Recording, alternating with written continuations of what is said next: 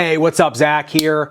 And honestly, I had every intention, if I don't cut my hand, of cutting open the Air Jordan 3, the Cardinal Reds.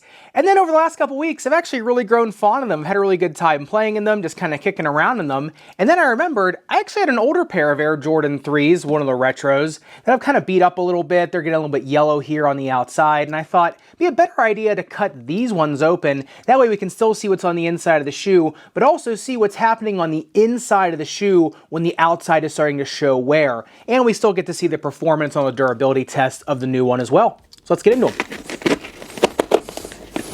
So even though the Air Jordan 3 originally released in 1987, and between then and now there have been quantum leaps in sneaker technology, there is still a ton about the Air Jordan 3 to get really excited about, whether you're a foot doctor, a basketball player, or a sneaker collector. And there was actually a lot that I kind of got reintroduced to about this shoe that I kind of really forgot about until I kind of came back to them to review them.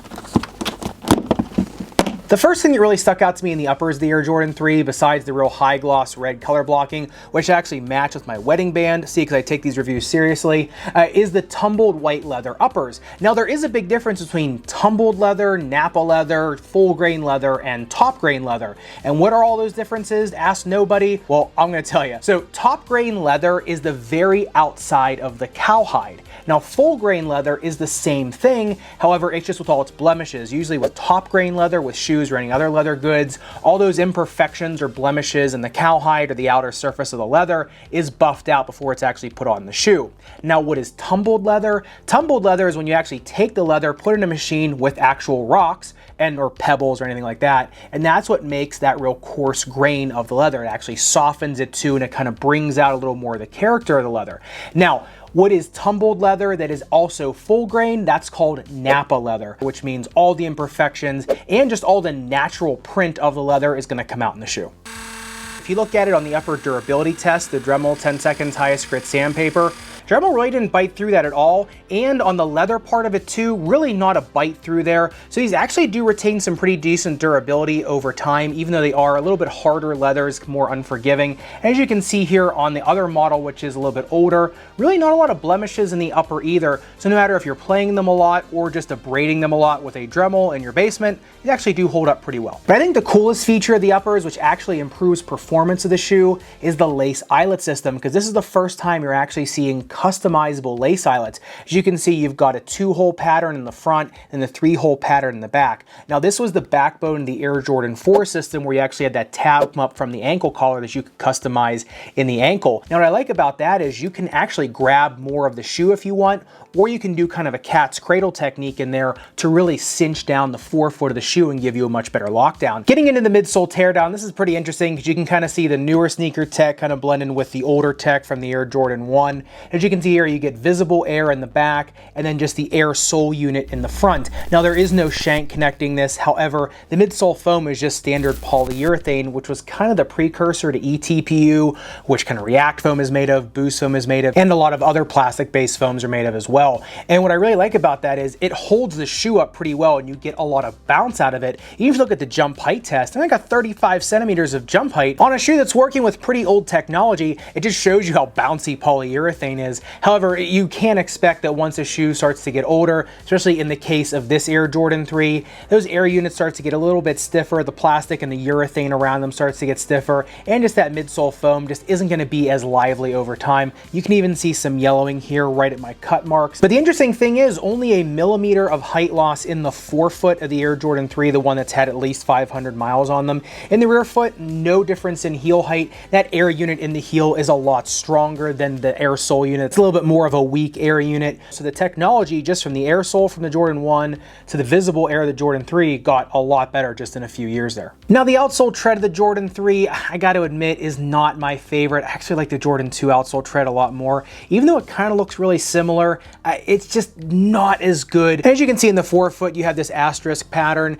and then that does have a little bit of a radial pattern right here with the bullseye, and you have more of that snowplow pattern in the back with just large blocks in the back, more to kind of push your way through the court and kind of push dust or debris out. Now, I did notice on outdoor or asphalt courts, these did grip incredibly well. They really interacted with the real gritty hard court. If you look at the shuttle test, 14.84 seconds, and for a shoe that was made in 1987, for me, that is actually hauling pretty good. And that's just because these shoes were really meant for those nice gritty courts. They really interacted with all these little dimple type patterns in there. They really kind of grabbed at that court. The only problem with that though is it's already starting to rub off on the shoe. That traction is already starting to give. And I started noticing that playing on hardwood courts over and over again. I played on a few different courts with these, and over time, maybe the 4th or 5th time I played in these, that asterisk pattern, especially in the forefoot and the rear foot, was starting to rub off, and I was actually starting to slip on that hardwood. So if you're gonna use these to play nowadays, I would just pick a surface, either outdoor courts or indoor, but if you are gonna use these, I probably would just go indoor, because you might start wearing down the best part of the traction, which is all that grittiness here on the outsole. And speaking of that tread wearing, if you look at the outsole durability test, the Dremel 10 seconds highest grit sandpaper, about 1.5 millimeters of damage, and the rubber thickness is only 4 millimeters at most. In some areas, it's only 1.5 millimeters. So really, you're kind of bottoming this shoe out pretty quick. Even if you look at the durometer of the rubber, even though it kind of feels like harder rubber, it only comes in at 8.8 on the durometer scale, which is pretty soft rubber. So with these, especially now, you know, if you're looking for these to play in, I probably would just stick to the hardwood courts on them. The one thing I really love about the Jordan 3s, as well as just the Jordan Retro line in general, is that a lot of them are a little bit more generous in their fit. So I mean, these will fit a narrow, medium, and wide foot. Even my 2E with foot fit fine in these. I actually had no width break-in on these whatsoever. The only break-in I did have, you can actually see it right here at the ball of my foot where that bends. It was just really creasing. Even though this is top grain, tumbled leather like we talked about, it is still a little unforgiving, and there was a lot of bending and snapping, even after about the 4th time playing in these. So these actually do take a little bit of time to kind of soften up for your foot. I did notice after playing in them a little bit, they did get a lot better. However, versus some newer, more textile materials, meshes, a lot of the other more comfortable materials we're playing in, these are a little bit more of an aggressive break-in, I would say. And the other thing I noticed about the more old school polyurethane midsoles and just the older air soles is that they're just not as forgiving as some of the newer midsole tech or even the newer Air Max units. And I noticed when I was playing with these, especially on outdoor courts, I was getting little twinges of heel pain because it's just not very forgiving. So if you are going to use these and you notice that your heel's hurting a little bit or the ball of your foot's feeling a little bit, I probably would just throw an orthotic in these. Even if you're just using these to kick around in, they're just not a very forgiving shoe anymore. So I probably would just augment them a little bit, because I did notice myself on hardwood, I was all right. But when I put these on asphalt courts, whenever I was done, I could notice a little bit of throbbing, a little bit of pumping in my heel. And playability-wise in the Jordan 3, I mean, honestly, you gotta remember these are shoes from 1987. However, I did notice, like some other retro Jordan shoes, they're a lot lower to the ground feeling than some of our shoes we see today with these huge stacks in the forefoot.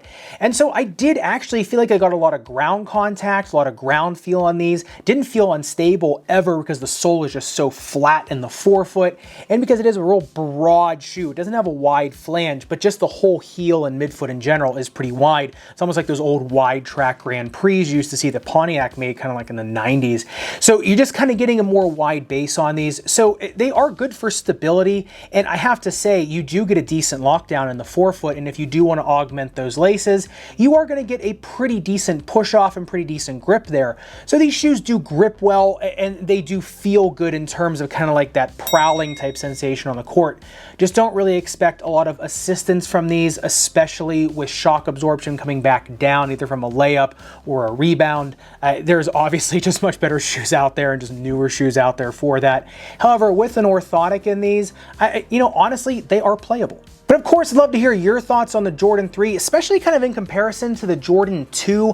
I actually found the Jordan 2 played better for me, was more comfortable for me, gripped better for me.